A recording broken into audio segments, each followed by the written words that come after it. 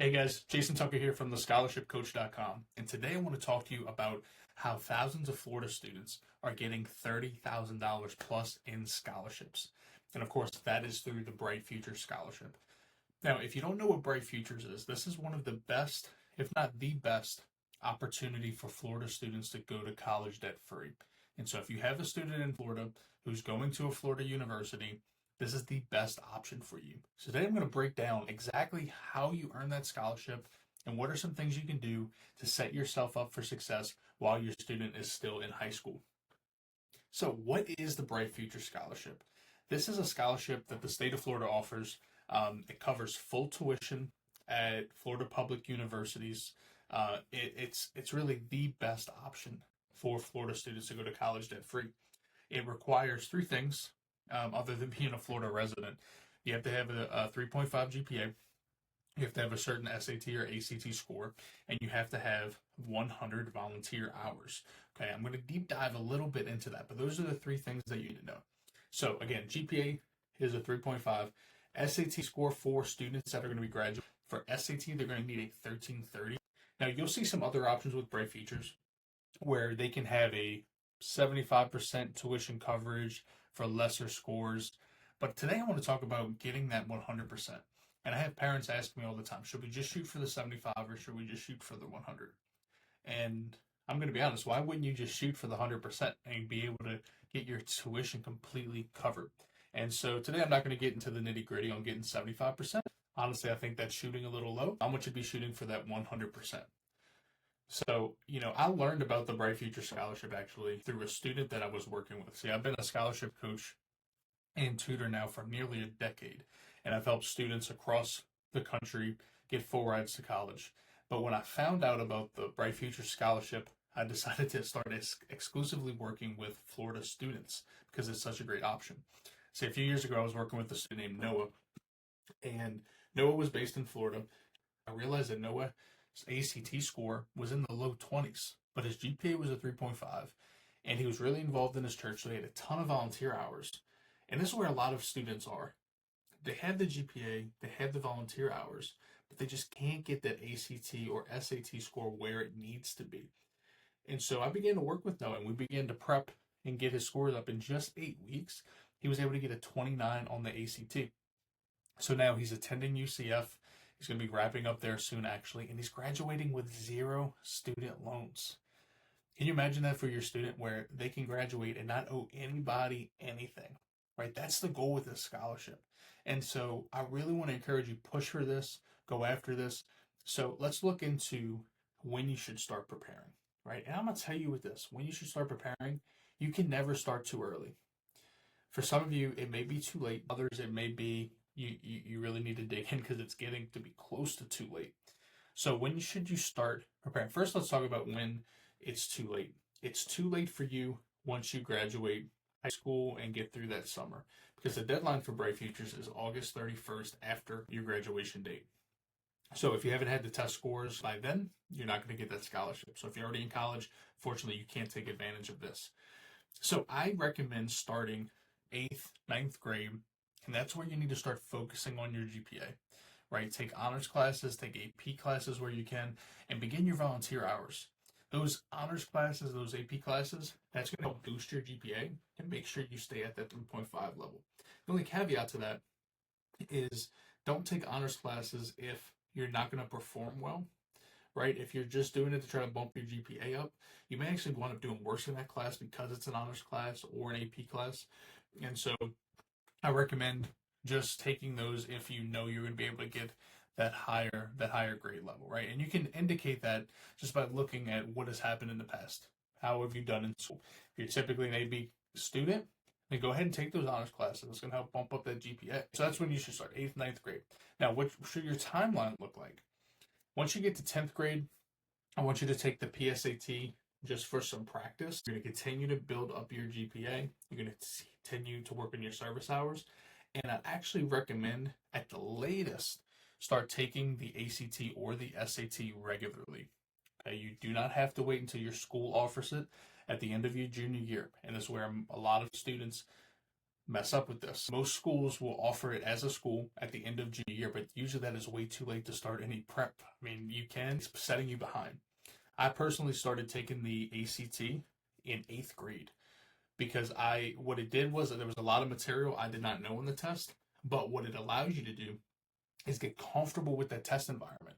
So you're used to it.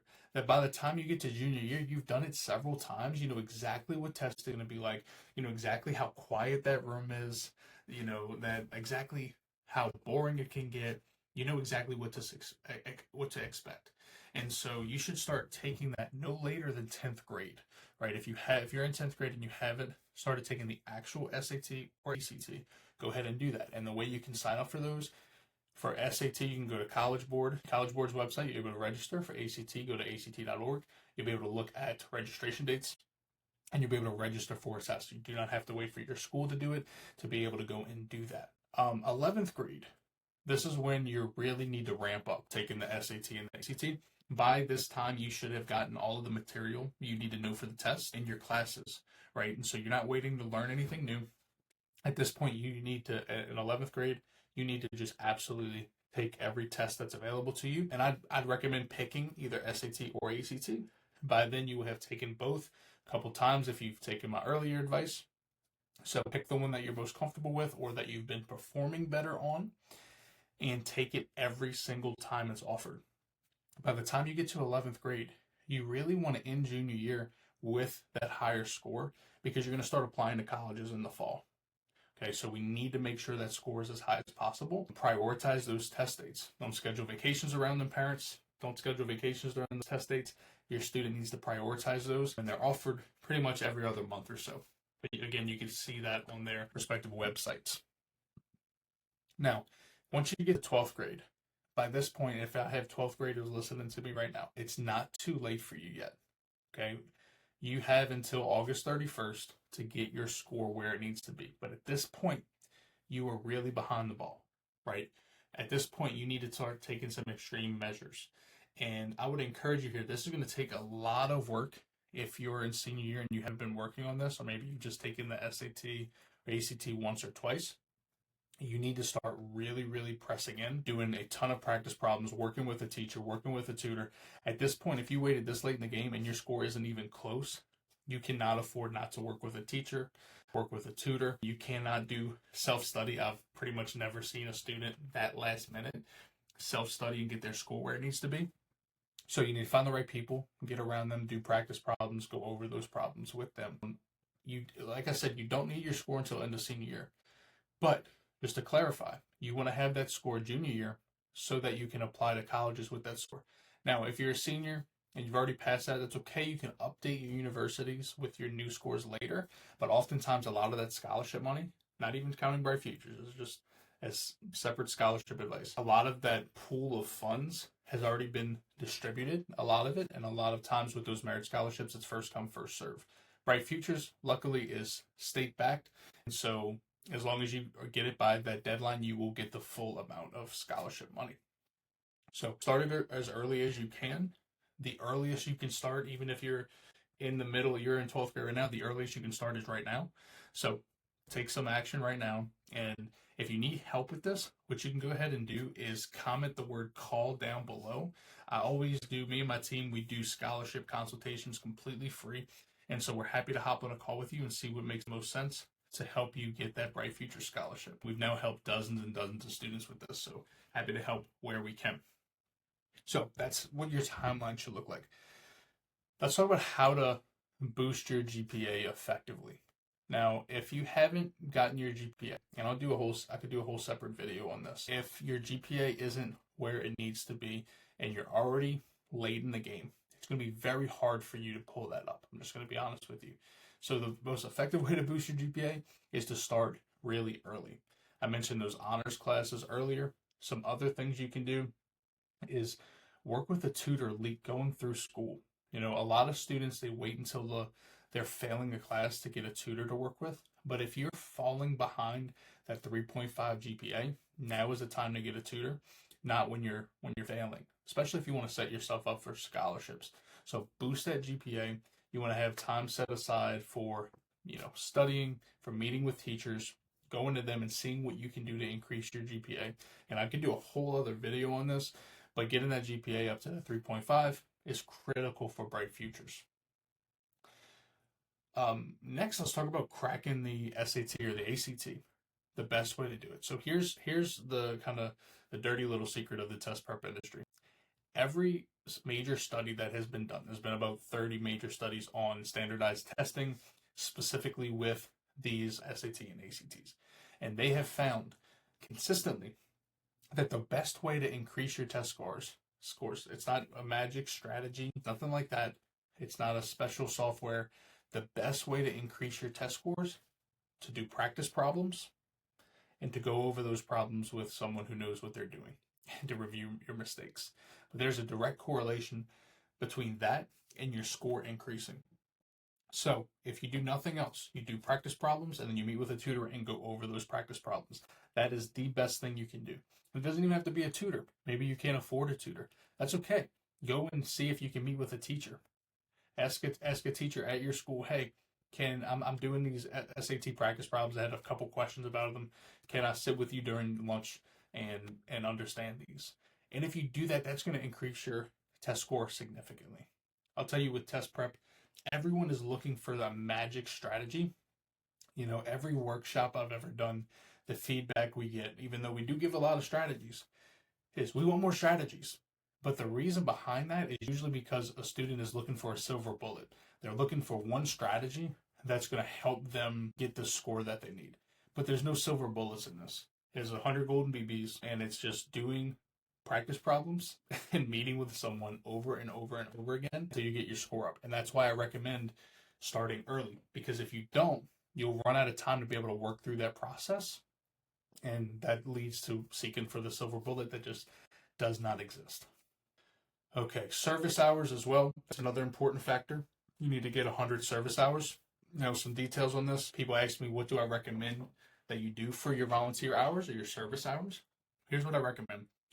Find something that you're passionate about, even in 9th and 10th grade, and go and serve there. Because when you get to your senior year and you're applying for scholarships, even outside of Bright Futures, a lot of those other scholarships are going to require you to write essays. And if you can write an essay about a place where you volunteered and you were passionate about it, that's going to go a long way. And so don't just do volunteer hours just to get them out the way for Bright Futures. You can kill two birds with one stone here and work on getting some of those external scholarships that aren't just from Bright Futures. And the great thing is, guys, if you get Bright Futures plus those external scholarships and it covers your tuition, it covers your college costs, and you have leftover money, your college will write you a check that you just get to put in your bank account. And that's part of my story. Is my freshman year of college, I had so many scholarships. I got a check for $6,000 that I just got to put in my pocket. But I'll do a whole nother video on my personal story with it. So volunteer in places that you're passionate about. If you don't know what you're passionate about, just start somewhere until you find something. Okay. You can also use work hours. Work hours will count towards these volunteer hours, and so you can feel free to use those as well. Now, application process and deadlines for Bright Futures, you're going to apply for this through the Florida Financial Aid application. All right. This is not something that your counselor does for you. I've had parents come to me in the past that said, oh man, we missed out on the deadline because their counselor didn't even apply for it. And it's not your counselor's job to apply for it. It's your job to apply for it. Hopefully they're giving you all the information they need, but of course, in that case, that's not what happened. So you're just going to go to Florida Financial Aid's website, apply for Bright Futures. It's going to be super easy. And just do that by August 31st of your graduation year. As long as you do that by then, as long as you have those three things, volunteers hours, SAT prep, and your GPA where it needs to be, you will get Bright Futures, and it will cover your full college tuition if you go to a public university in Florida. So here's some last just pro tips for winning the scholarship.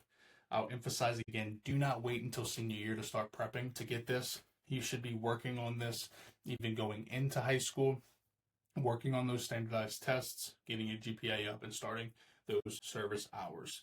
Okay, so I'd encourage you here, start early, do what you can. But other than that too, guys, is get someone alongside you to help with this. This is something I do all the time. is help students get bright futures and get their SAT and ACT as high as possible. And so, like I said, we do free consultation calls for students who want to earn bright futures. We exclusively work with Florida students, so this is what we literally do all day, me and my team. So again, if you want to book a call, you can comment the word call down below, or I'll even leave a link to book a call with us down in the description. But other than that, guys, let me know if you have any questions in the comments, and I'll talk to you soon.